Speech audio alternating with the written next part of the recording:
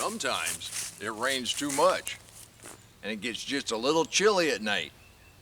Some of your warm weather crops just don't like it that way. Young tomatoes are really susceptible to too much rain and really chilly nights. And lately, we've had a couple of those. But what do you do when you have a problem like that? Gives you an opportunity to replant.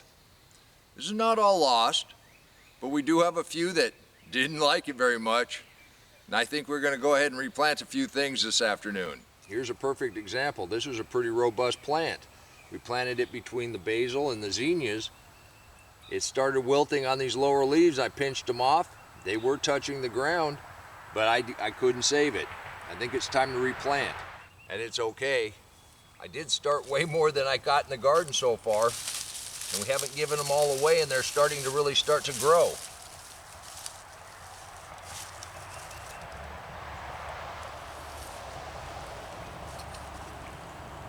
I had this one pretty deep. Still got nice roots on it. It was making more roots. I just don't think that's going to make it. So again, I'm just going to dig this deep.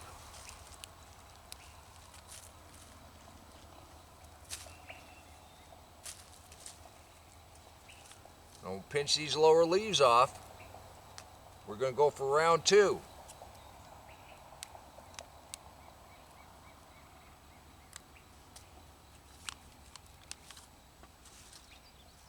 Muff those up just a little bit. That's a little deeper than this plant wants to be. Backfill in around it.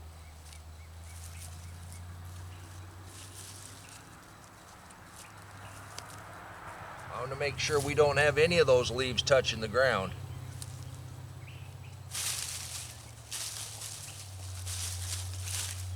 Put just a little bit of mulch back in around it. I think we're good to go. We got a couple other holes we're going to need to refill, but it's not all lost. And just check out our straw bale garden. We've got lettuce up already. And here in this line, that one might be okay. That one's probably not going to make it.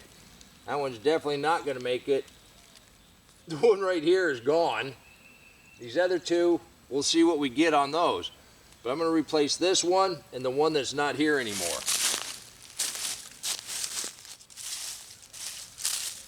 And I just don't know where this one went.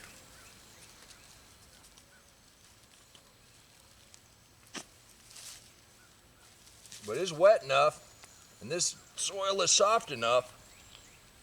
I'm going to plant it kind of deep.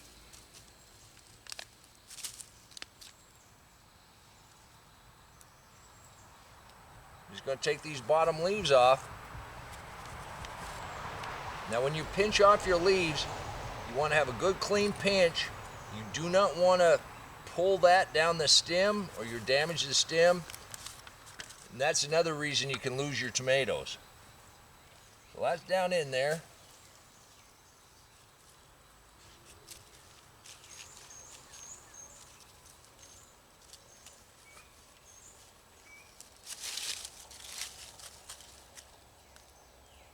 I'm going to take another one off. I'm going to take these other 2 off because they're touching the ground. Okay.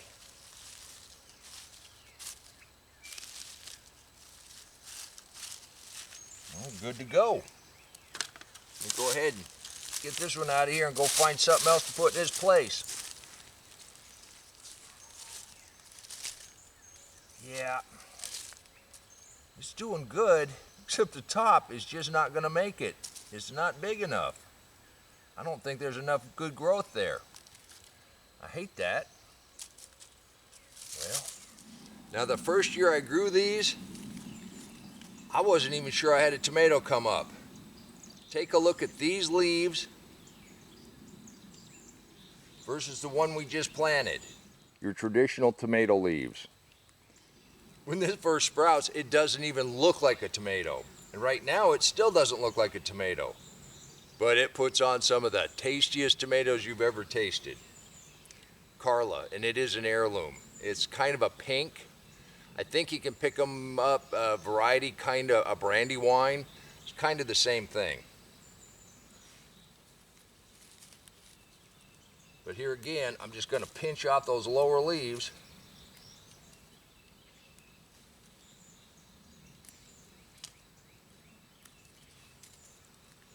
And if you don't have sharp fingernails, a clipper works really good, or a sharp pair of scissors.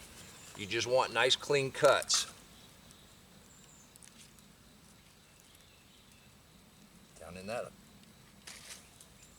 And backfill up around that stem.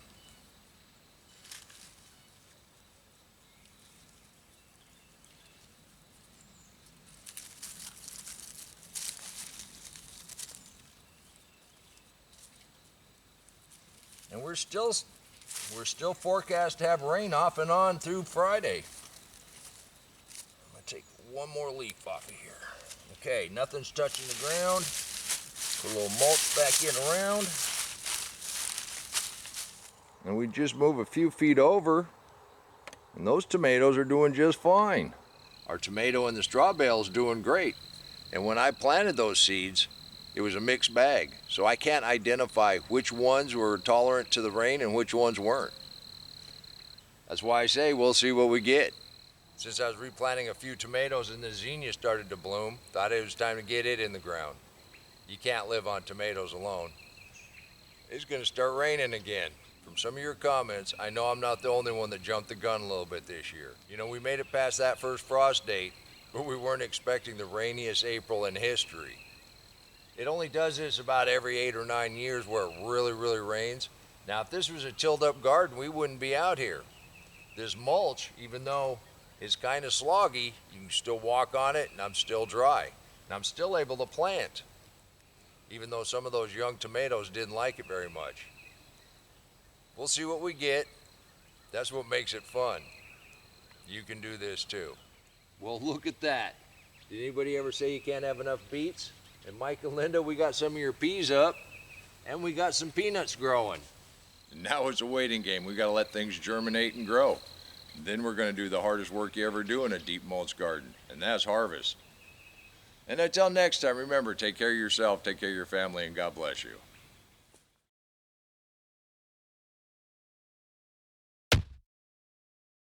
Come on, let's plant. Let's go plant garden. I always love our roses. This one's so old. This one like 30 years old.